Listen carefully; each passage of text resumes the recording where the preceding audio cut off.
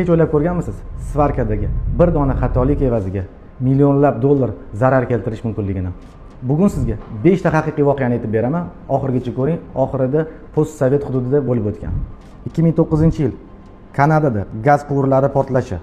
Kanadada 2009-yili svarka shovidagi mikroteshik tufayli gaz quvurlari portladi. Olov 60 metrga ko'tarildi. 300 gektar o'rmon yonib ketdi.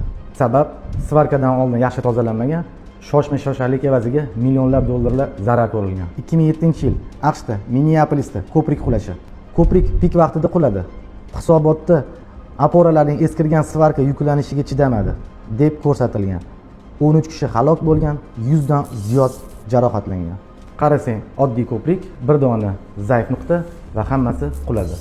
2016-yil Xitoy 600 tonnalik kranning qulashi. Mustahkam bo'lmagan svarka sababli kranning ustuni qurilishda qulagan. 18 kishi halok bo'lgan. Katta konstruksiya varka qilganda nafaqat o'zini, balki qolganlarning xavfsizligi uchun javobgar. Bu shunchaki ish emas, bu katta mas'uliyat. 2011-yil Yaponiya Fukushima AES portlashi.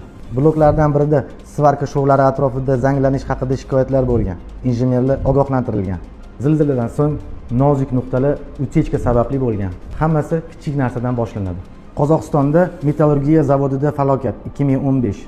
Ekspertiza ko'rsatadiki, svarka shovida bo'shliqlar va nipravarlar bor edi. Pech ishlamay qolish sababli metall tashqariga oqib ketgan, odamlar jabrlangan, ishlab chiqarish to'xtatilgan. Shov 2 yil chidagan, lekin eng muhim pallada chidolmagan.